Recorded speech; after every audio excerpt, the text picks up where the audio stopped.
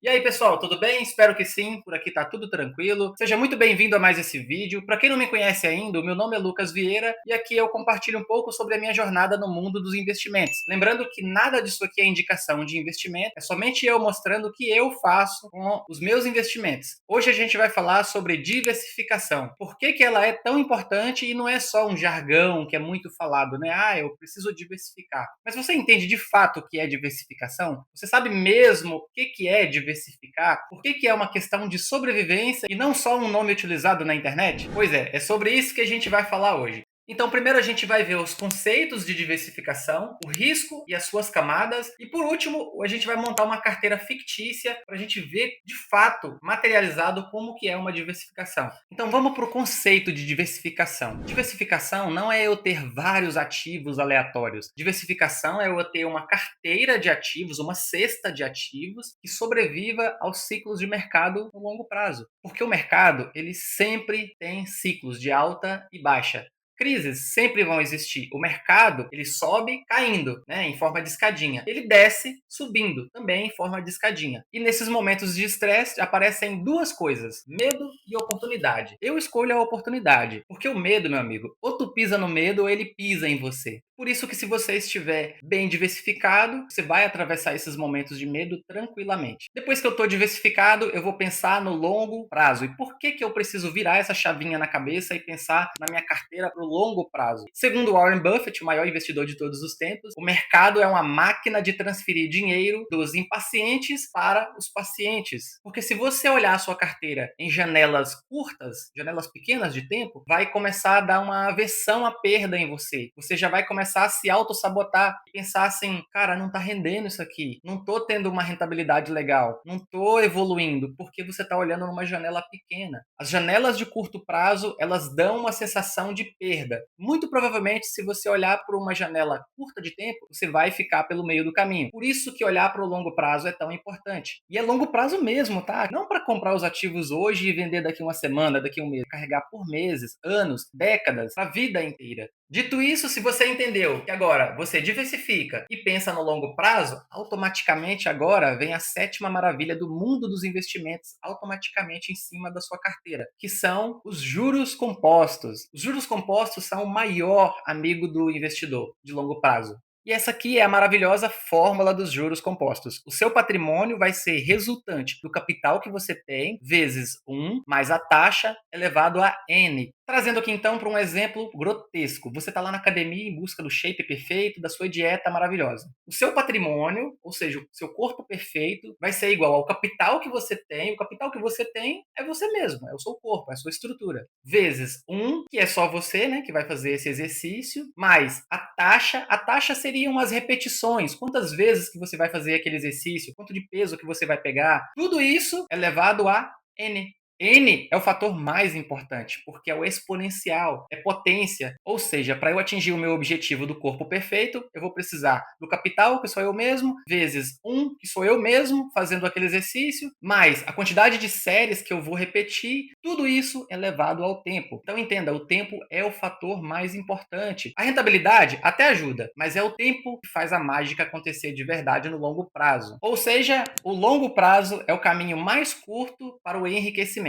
Agora a gente entra no risco e as suas camadas. Primeiro, o risco a gente não negligencia. O risco ele existe e muitas vezes ele está oculto. E por que que a gente não negligencia o risco? Simples, porque ele existe em todos os negócios. Porque todas as empresas, elas estão expostas a, por exemplo, novidades tecnológicas. Quem diria que um dia a gente ia deixar de ir na locadora, por exemplo, para alugar um filme ou um jogo? Hoje, todo mundo tem um PlayStation 5 em casa. Todo mundo tem Spotify no celular, na palma da mão, da TV. Então a gente abre ali e escuta milhões de músicas. Todo negócio também está exposto a concorrente. Táxi, quem diria? Táxi, para você ter uma licença, era caríssimo. Então, era um monopólio. Veio a Uber, veio os serviços de aplicativos e praticamente dizimaram os taxistas, né? Então, quem diria? Concorrência. E todo tipo de negócio também está exposto à mudança na estrutura. Por exemplo, antes a gente tinha aqui na loja para comprar um mouse, para comprar uma geladeira, um fogão, um celular. Hoje não. Você abre o celular, tem um e-commerce, você compra tudo pelo celular. tudo online. Ou seja, todo negócio está exposto a novidade tecnológica, concorrência e mudança estrutural.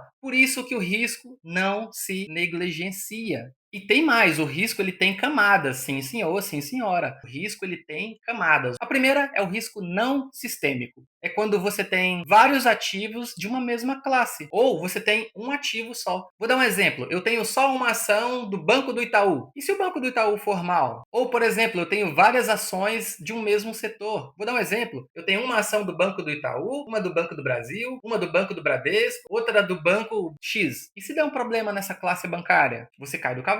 É se expor a um único ativo ou vários ativos de uma mesma classe. Esse é o risco não sistêmico. Então, qual que é o ideal? É eu ter, no mínimo, uma ação de cada setor. Por quê? Por exemplo, eu tenho uma ação de banco, uma ação de seguradoras, uma ação de saneamento e uma de elétrica. Vamos supor que deu um problema no setor bancário. Tudo bem. Os outros três setores seguram o meu setor bancário que foi mal. Isso é diversificação. Agora, a gente tem que tomar cuidado também para não ter 10, 20, 30, 60, 100 ações na sua carteira. Isso daí você já não controla. Você não tem como estudar tudo isso. Aqui já deixou de ser diversificação e virou o que a gente chama de pulverização. Bom, e depois tem o risco sistêmico. O risco sistêmico é quando uma crise ela vem e atinge vários setores de uma vez. Por exemplo, no momento a nossa bolsa brasileira ela está batendo recordes históricos. Todas as ações estão maravilhosas.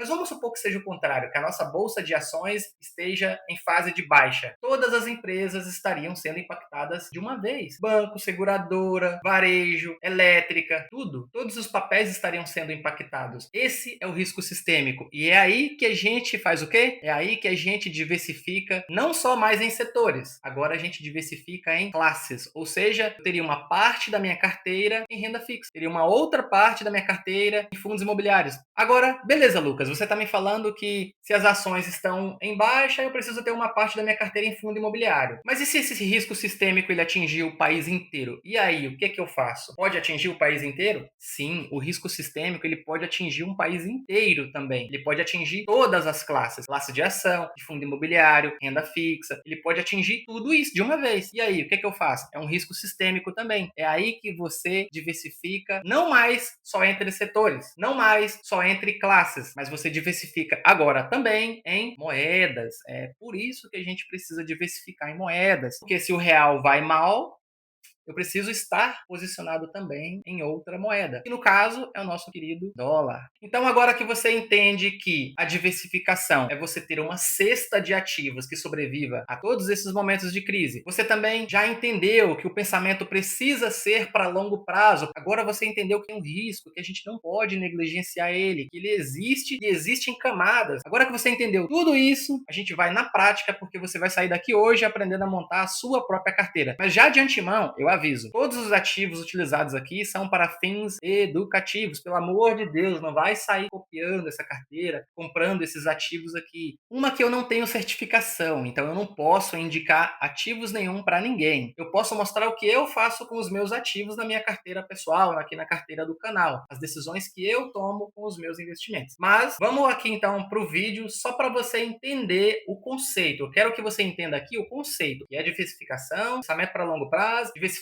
em setores, diversificar em classes, diversificar em moeda. Pega o conceito, então, bora para a tela. Vindo aqui para o site Investidor 10, site totalmente gratuito, tá, galera? Vou deixar o link aí na descrição do vídeo. Já dei um nome aqui para minha carteira, carteira de diversificação. Venho aqui em ações, fundos imobiliários, ETFs internacionais e tesouro direto. Vou deixar aqui 25% em cada classe, então ficou assim, ó, tesouro direto 25%, ações 25%, fundos imobiliários 25% e ETFs internacionais 25%.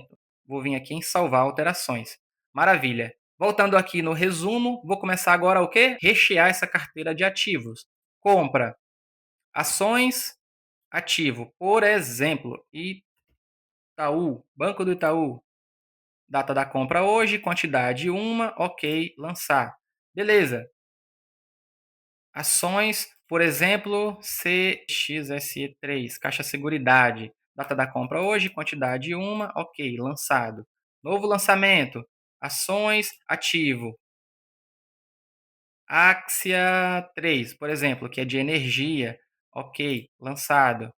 Novo lançamento, ações, ativo. Sabesp, por exemplo. Ok. Data da compra hoje, quantidade uma. Ok, lançado. Agora a gente vai lançar na outra classe, que é a classe de fundos imobiliários. Ativo HGLG11. Ok, lançado, uma quantidade, beleza. Novo lançamento, fundos imobiliários, ativo, XPML11. Ok, data da compra hoje, quantidade uma, ok. Lançado. Vamos lá, mais uma cota. PVBI11, por exemplo. Ok, lançado. Lançar novo, ativo, CPTS11. Ok, lançado. Fechou. Novo lançamento. Agora, vamos para a classe de Tesouro Direto. Ativo. Tesouro Selic 2031, por exemplo. Ok, data da compra hoje, quantidade 0,01, tal, tal, tal. Lançamento adicionado. Bom, agora vamos lançar ativos internacionais, que é ETFs internacionais. Vou lançar IVV, que é um ETF, ok. Quantidade, deixa eu colocar 0,003 aqui, assim, quantidade, porque dá para comprar ele em cotas. Ok. Clicando aqui em voltar para a carteira, beleza, deixa eu atualizar a página aqui. Ele já atualizou para mim. Então, agora a nossa carteira ficou assim, ó. Classe de ações, 4 ativo, classe de fundos imobiliários, 4 ativo, classe de ETFs internacionais, 1 ativo, classe de tesouro direto, 1 ativo. Vamos abrir no detalhe para a gente entender agora aqui. Vamos começar pelo mais complicado aqui, vai. Classe de ações. Você tem uma cota de cada ação aqui. Uma é de saneamento, outra é de eletricidade, outra é de banco e outra é de seguros.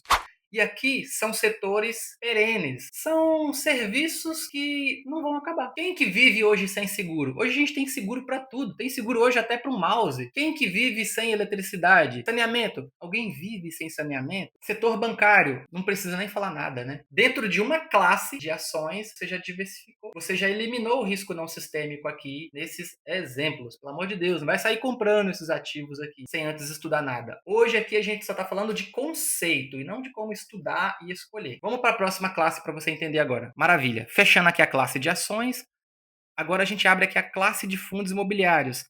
Olha só, a gente tem o HGLG, que é um fundo de segmento logístico.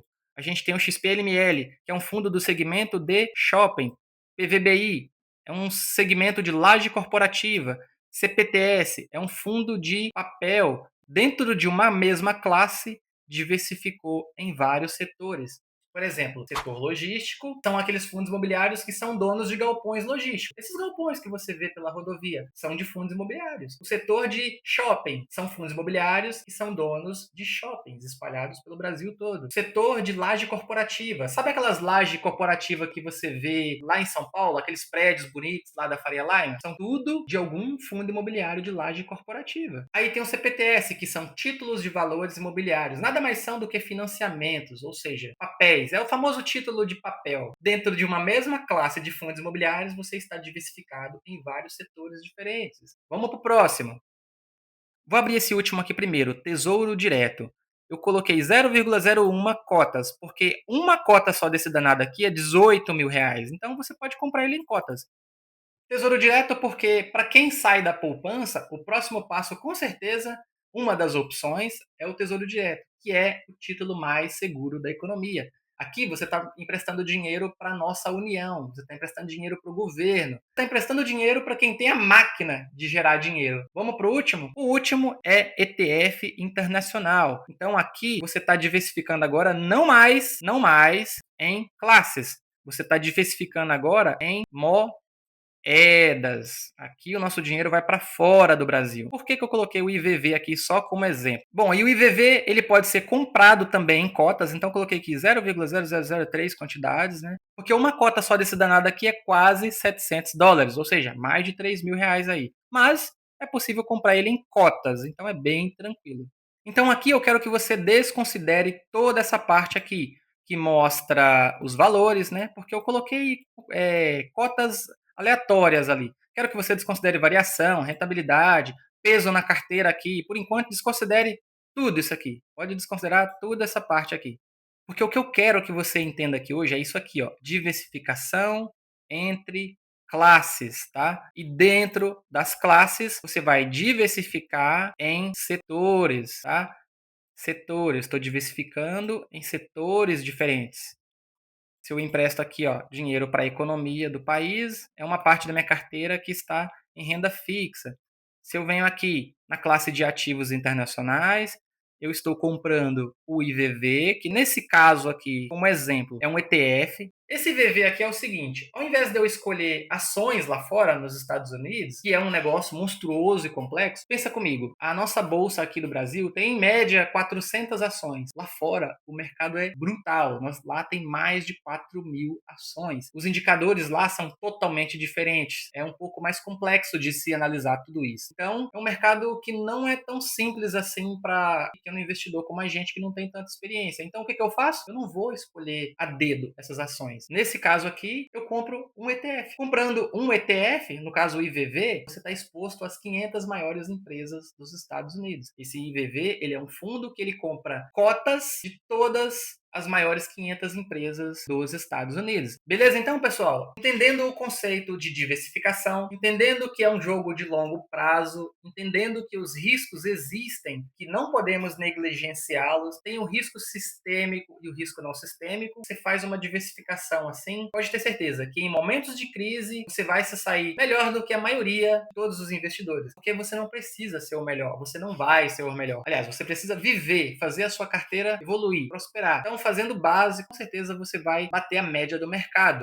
Fechou então, pessoal? Esse foi o vídeo de hoje. Espero que você tenha gostado, que possa ter ajudado você a entender melhor esse conceito de diversificação, tá? Se você ainda não é inscrito no canal, peço que se inscreva, já deixa o like, comenta aí o que você achou e vamos pro próximo vídeo então. Valeu, até a próxima. Tchau!